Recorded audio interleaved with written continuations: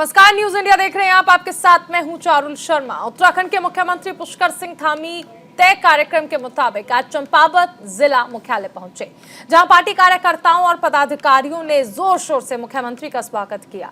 CM ने circuit house helipad पर ही क्षेत्र के वरिष्ठ नागरिकों से मुलाकात की और उनके विचार और क्षेत्र के मुद्दों पर बातचीत की। साथ ही चंपावत के सर्किट हाउस में ही आयोजित जिला पत्रकार संगठन के पदाधिकारियों के शपथ ग्रहण करवाएंगे। इसके बाद मुख्यमंत्री चंपावत के जवाहर नवोदय विद्यालय में आयोजित प्रथम सीमांत पर्वतीय जिला बाल विज्ञान महोत्सव 2022 का शुभारंभ करेंगे।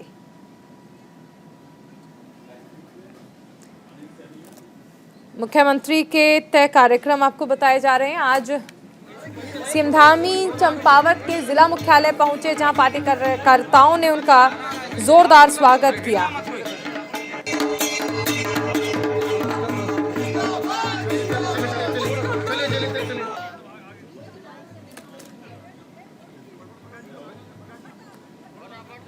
जिसमें रोजगार की संभावनाएं रहेंगी। रुड़की की एक विवाहिता ने अपने पति पर 3 तलाक और अन्य 2 शादियां करने का आरोप लगाते हुए रुड़की सिविल लाइन कोतवाली में शिकायत दर्ज कराई। मामले में कार्रवाई न होने पर नाराज पीड़िता ने प्रेस कॉन्फ्रेंस कर मीडिया के सामने अपना दर्द बयान किया। पीड़िता का आरोप है कि उसका पति अय्याश किस्म का आदमी है और भोली भाली लड़कियों को अपने जाल में फंसाकर उनकी जिंदगियां बर्बाद करता है। आरोप है कि पिछले दिनों आरोपी पति ने अपनी पहली पत्नी को 3 बार तलाक देकर छोड़ दिया। पीड़िता विवाहित जब पुलिस के पास गए तो उसे वहां से भी इंसाफ नहीं मिला। विवाहिता ने मीडिया से इंसाफ दिलाए जाने की गुहार लगाई है। श्रीमती फिरदौस द्वारा अपने पति परवेज जो है यूपी के रहने वाले हैं, उनके खिलाफ दिया गया था, जिसमें इसका जो परवेज का नेचर है वो ये बताया गया है कि ये लगातार शादी करता रहता है और फिर तलाक दे के जो महिलाएं हैं उनको छोड़ देता है, फिर उनकी कोई खबर नहीं लेता।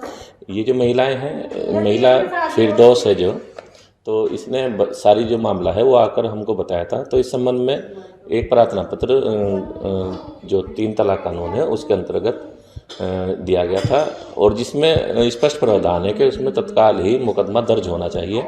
लेकिन अभी तक ये मुकदमा दर्ज नहीं हुआ है, और उसमें एक सेक्शन भी दिया हुआ है कि मुकदमा दर्ज होने के बाद भी अगर न्यायालय में भी बेल डाली जाती है तो उसको तब तक नहीं कोई सुनवाई की जाती जब तक कि न्यायालय। मेरे साथ ये हुआ, मुझे जो है 31 तारीख को तलाक देकर गया जी, तलाक देकर गया मैंने दूसरी शादी कर ली। मुझे तेरे साथ रहना नहीं है। उसे सजा इस चीज़ की ज़रूर मिलनी चाहिए। पुलिस वाले कोई भी इंक्वायरी नहीं कर रहे। मैंने उससे जो है ना एप्लीकेशन दिलवाई थी वकील से। थाने में भी गई थी, थाने में कुछ नहीं करा किसी ने। और ज्यादा जानकारी के लिए हमारे सहयोगी अनिल सैनी हमारे साथ जुड़े हुए हैं। अनिल, 3 तलाक को लेकर देखिए कई कानून बना दिए गए हैं, लेकिन सबसे अहम चीज है कि अभी भी जो पीड़ित हैं उन्हें इंसाफ नहीं मिल रहा है, और इसमें पुलिस प्रशासन का एक बड़ा फेलियर है।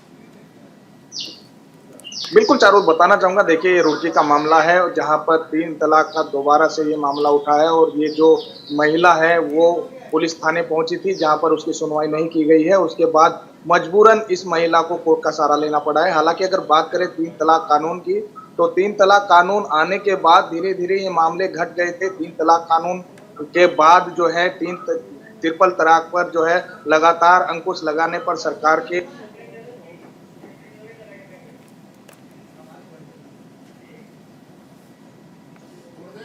बहुत शुक्रिया अनिल इस तमाम जानकारी के लिए।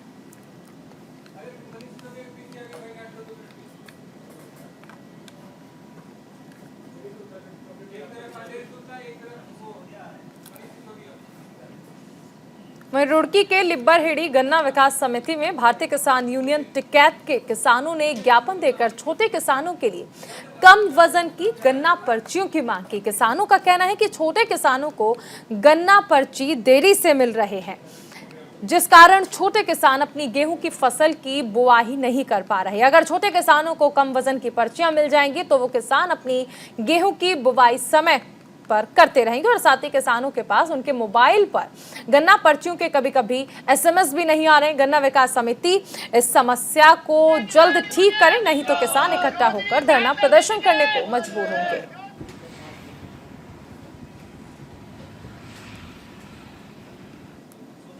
मैसेज की दिक्कत भी जल्दी से जल्दी दूर हो, तो हम केंद्र कमिश्नर को, केंद्र सचिव को चेता रहे कि ये जल्दी काम हो जाए, नहीं हो जाता तो देहरादून सचिवालय में तड़ा मार देंगे। और गन्ने का रेट नहीं बढ़ा, 380 का रेट होगा पंजाब के अंदर, उत्तराखंड का सबसे ज़्यादा रेट होता। तो हमारा कहना है कम से कम रेट तो 800 रुपये चाह चुका, इन्होंने अपनी तनख्वाह बढ़ा ली, पर हम ये चाह रहे हैं कि 400 तो कम से कम हो ही जा। तो किसान का कोई महंगाई, इतनी महंगाई कर दी सरकार ने, तो हमारा ये मांग थी आज, तो हम इसलिए आए। दिल्ली के डिप्टी सीएम मनीष सिसोदिया क्या कह रहे हैं, सीधा सुनाते हैं आपको। आपके सामने रिकॉर्ड पे रखना चाहता हूं कि जब सत्येंद्र जेल में बंद हैं, जब से उस दौरान उनको वहां पर गिरने से चोट लगी है। उनकी स्पाइन में, मेडिकल लैंग्वेज में उसको बोलते हैं L5S1 वर्टिब्रा यानी L5 डिस्क। उनकी रीढ़ की हड्डी में जो L5S1 डिस्क है वो डैमेज हुई है, उसमें चोट लगी है। ये सब रिकॉर्ड पे है, मेरे सामने सारा रिकॉर्ड है, मेडिकल रिकॉर्ड पे है कि उनकी रीढ़ की हड्डी में चोट लगी है, उससे उनकी नर्व पिंच हो गई है।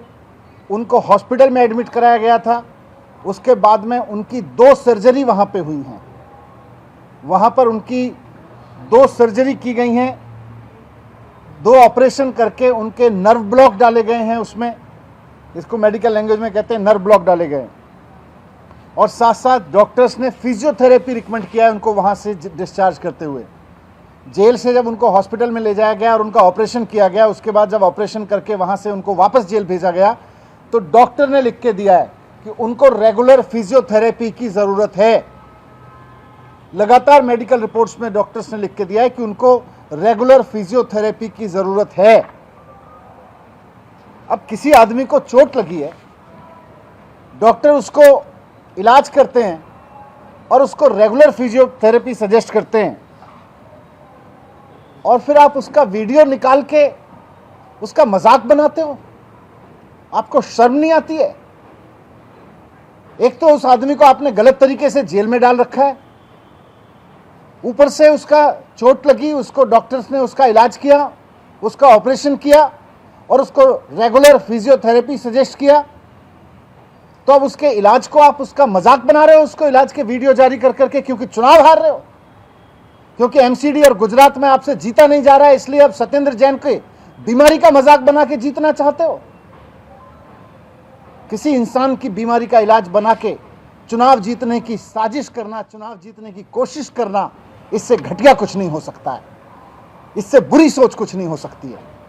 लेकिन आप कितना बुरा हो सकते हो और कितने घटिया हो सकते हो, इसकी कोई कल्पना नहीं कर सकता है।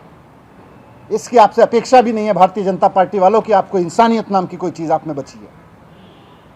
कोई आदमी को गलत तरीके से जेल में डालते हो, अपनी सारी सत्ता का दुरुपयोग करके, सारे पदों का दुरुपयोग करके। कभी कोर्ट बदल देते हो, कभी जज बदलवा देते हो, कभी जाके वहां पे वकील बदलते हो, और जब सारे हथकंडे आपके नाम कामयाब हो गए तो आप उसकी बीमारी का इलाज का वीडियो जारी करके उसका मजाक बना रहे हो। उधर हरिद्वार में मुख्यमंत्री पुष्कर सिंह धामी के निर्देशन में रोडी बेलवाला के नगर निगम प्रशासन ने महिला पिंक वेंडिंग जोन के व्यापारिक गतिविधि संचालन को लेकर लाभार्थी महिलाओं को स्वरोजगार का अवसर प्रदान किया। नगर निगम प्रशासन ने व्यवस्थित और मूलभूत सुविधाओं के साथ बाजार बनाए जाने से उत्साहित सभी लाभार्थी महिलाओं ने लघु व्यापार एसोसिएशन के प्रांतीय अध्यक्ष संजय चोपड़ा की देखरेख में प्रथम स्मार्ट वेंडिंग जोन के प्रांगण में बैठक की। साथ ही बैठक में मुख्यमंत्री पुष्कर सिंह धामी, पूर्व मुख्यमंत्री और लोकसभा सांसद डॉक्टर रमेश पोखरियाल निशंक, हरिद्वार के विधायक मदन कौशिक सहित नगर निगम प्रशासन का आभार प्रकट किया। मुख्यमंत्री पुष्कर सिंह धामी जी के, जिन्होंने तमाम हमारी रोडी बेलवाला की माता बहनों की भावनाओं को समझा और पिंक वेंडिंग जोन यहाँ पर स्थापित किया। हम आभारी हैं माननीय सांसद जी के, डॉक्टर रमेश पोखरियाल निशंक जी के, जिन्होंने कोरोना काल के दौरान, कोविड-19 के दौरान, जब रोड़ी बेलवाला में कुंभ मेले का आयोजन हो रहा था, उस दौरान रोड़ी बेलवाला में तमाम स्ट्रीट वेंडर को वहाँ से खदेड़ दिया गया था। और जब निशंक जी ने दिशा की मीटिंग ली CCR में, उस दौरान हमने इस मुद्दे को उठाया कि यहाँ पर वेंडिंग जोन बनना चाहिए, और निशंक जी ने हाथ के हाथ उस प्रस्ताव को दिया जिलाधिकारी महोदय को, और जिलाधिकारी महोदय ने उसका संज्ञान लेते हुए आज वर्ष 2022 के अंदर ये हमारा पिंक वेंडिंग जोन कंप्लीट हो। प्रधानमंत्री नरेंद्र मोदी की जनधन योजना से संत समाज दूर संत समागम के जरिए संतों को जोड़ने की कोशिश की। वहीं प्रधानमंत्री नरेंद्र मोदी द्वारा जनधन योजना के तहत देश की जनता को बैंक से जोड़ा गया, लेकिन संत समाज आज भी बैंक सिस्टम से काफी दूर नजर आता है। हरिद्वार में HDFC बैंक ने संत समागम का आयोजन किया। इसमें भारी संख्या में साधु संतों ने शिरकत की। साथ ही अखिल भारतीय अखाड़ा परिषद के अध्यक्ष रविंद्र पुरी ने इस पहल की सराहना की।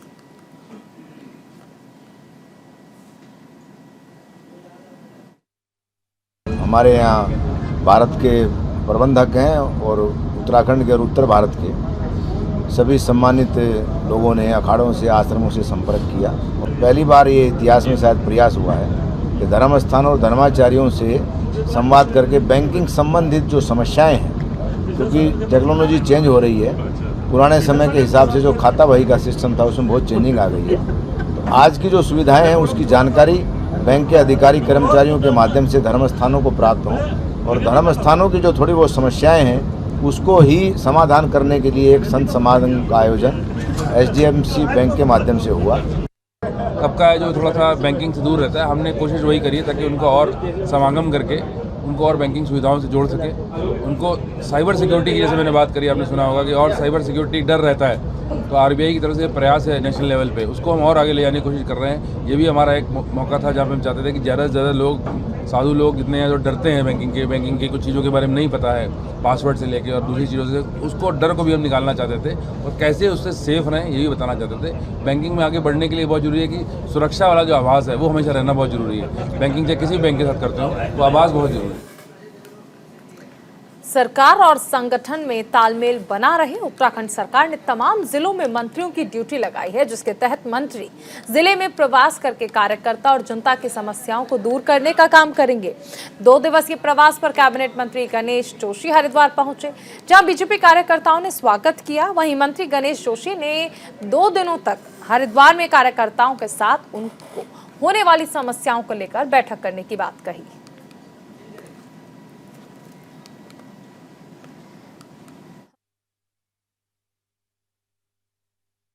जो देखिए, सबसे अहम चीज है कि जनता को ये शिकायत रहती है कि मंत्री टाइम नहीं देते हैं, मंत्री उनकी सुनते नहीं है, लेकिन अब मंत्री जिलों में जाएंगे और जनता की समस्याओं को सुनेंगे।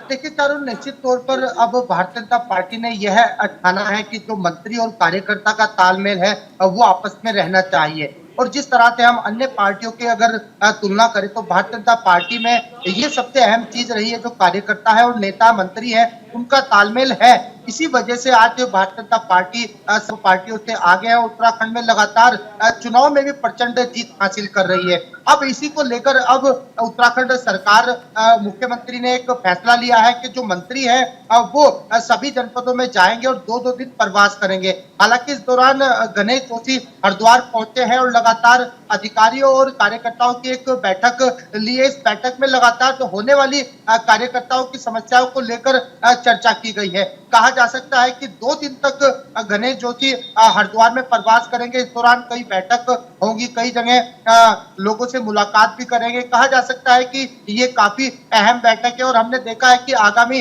लोकसभा और निकाय चुनाव भी नजदीक है। इसी को लेकर लगातार प्रयास है कि जो कार्यकर्ता है और जो नेता है उनका तालमेल अच्छा हो। चारुल,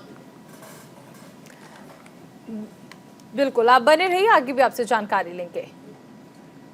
सहसपुर थानाध्यक्ष गिरीश नेगी की देखरेख में थाना सहसपुर क्षेत्र अंतर्गत खुशालपुर में नशे के खिलाफ जन जागरूकता अभियान चलाया गया, जिसमें थाना अध्यक्ष ने नशे से बचाव के लिए लोगों को जागरूक किया।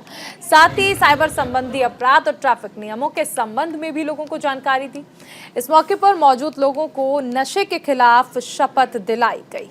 सभी ने नशे के खिलाफ देहरादून पुलिस के अभियान को सफल बनाने और उत्तराखंड को नशा मुक्त करने का प्रण लिया।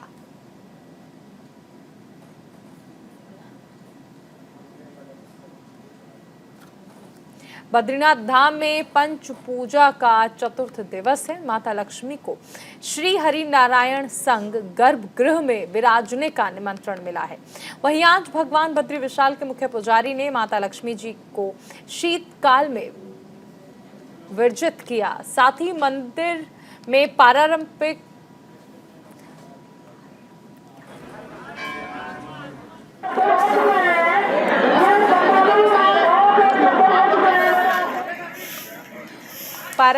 कढ़ाई भोग उत्सव मनाया जा रहा है। आज माता लक्ष्मी के अभिषेक पूजन किया। साथ ही श्रद्धालुओं में भारी उत्साह देखने को मिला।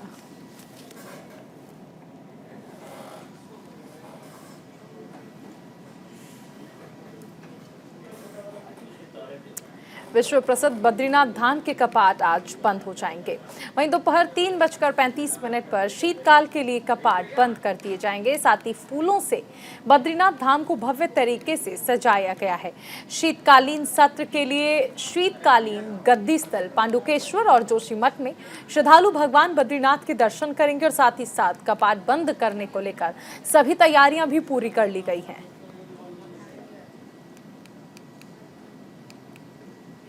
हमारे साथ सहयोगी पुष्कर सिंह नेगी जुड़ रहे हैं। पुष्कर, आज शीतकाल के लिए बाबा बद्री विशाल के कपाट बंद हो जाएंगे, किस तरह की तैयारियां की गई हैं?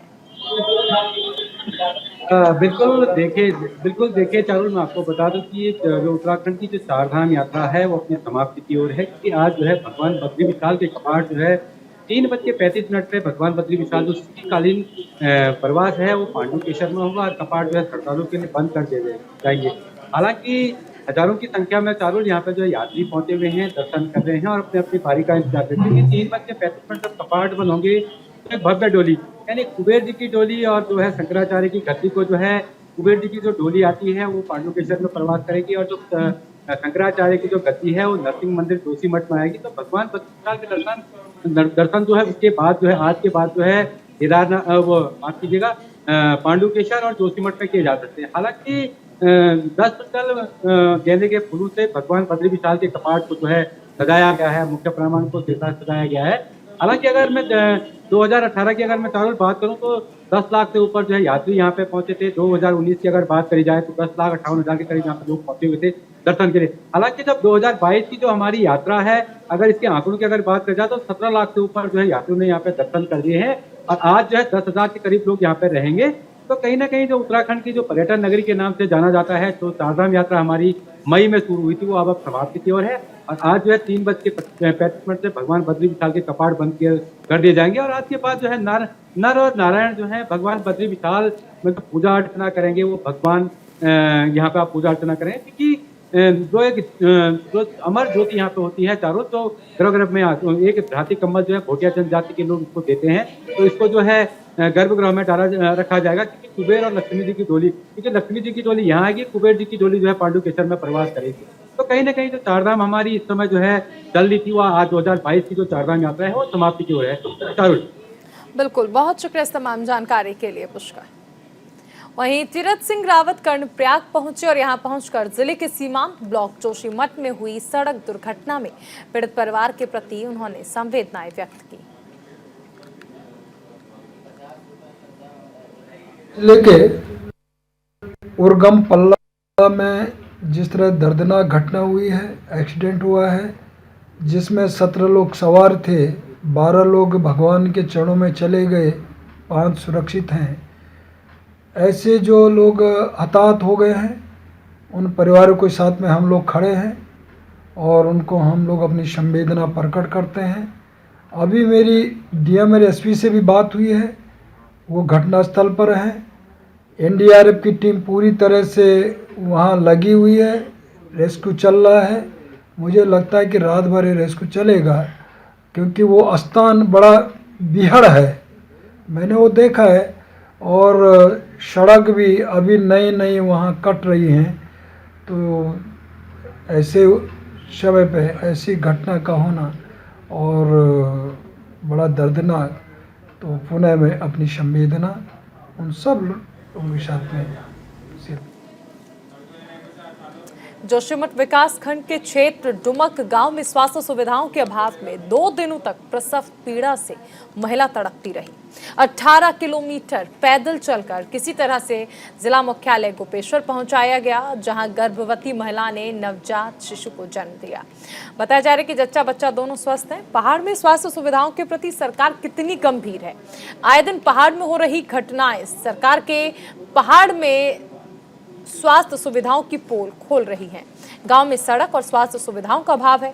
ग्रामीणों का कहना है कि सरकार एक ओर जहां पहाड़ों से पलायन रोकने और बेहतर स्वास्थ्य सुविधाओं की बात करती है, वहीं पहाड़ों में स्वास्थ्य सुविधाओं की जमीनी हकीकत कुछ और बयां करती है।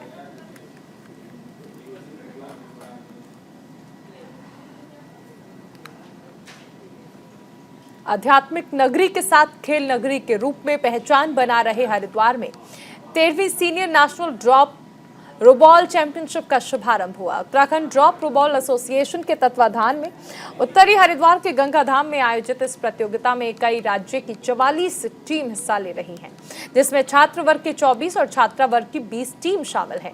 इस चैंपियनशिप में पहुंचे कांग्रेस के वरिष्ठ नेता और पूर्व पालिका अध्यक्ष सतपाल ब्रह्मचारी ने भी खेल की प्रशंसा की, साथ ही खिलाड़ियों को मदद करने का आश्वासन भी दिया।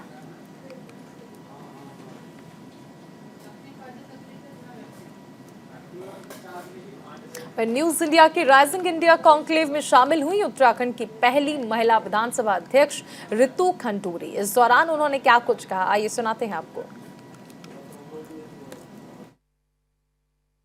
हमको बदलना होगा। जब तक आप समाज को नहीं बदलेंगे, समाज की सोच को नहीं बदलेंगे, तब तक आप नियम लगाते रहिए। मैं बार बार इस बात को कहती हूँ और आदरणीय अध्यक्ष जी तो मुझे बार बार इस बारे में सुन चुके होंगे। मैं इस बात को बार बार कहती हूँ और आपके न्यूज़ चैनल से भी कहना चाहूँगी, बेटियों के लिए बहुत रूल्स और रेगुलेशंस होते हैं। बेटी ने क्या पहना, बेटी ने कैसे बोला, बेटी कैसे खड़ी हुई। किसी दिन आपने ये प्रयास किया कि अपने बेटे को आप शिक्षा दें कि बहन के साथ तरीके से बोलें, दादी के साथ उसको रोज प्रणाम करें। संस्कार जिस दिन आप अपने बेटे को देने लगेंगे, उस दिन आप समाज में एक अच्छा सिटीजन नागरिक भेजेंगे, तब हमारा समाज बदलेगा और तब हम अपराध कम कर पाएंगे। जहाँ तक रूल्स रेगुलेशंस हैं वो बन रहे हैं और कड़े होने चाहिए, अपराध नहीं होने चाहिए, लेकिन कहीं ना कहीं सरकार के साथ हमारा समाज, हमारी जनता भी जिम्मेवार है इस जो अपराध हैं उनके खिलाफ लड़ाई।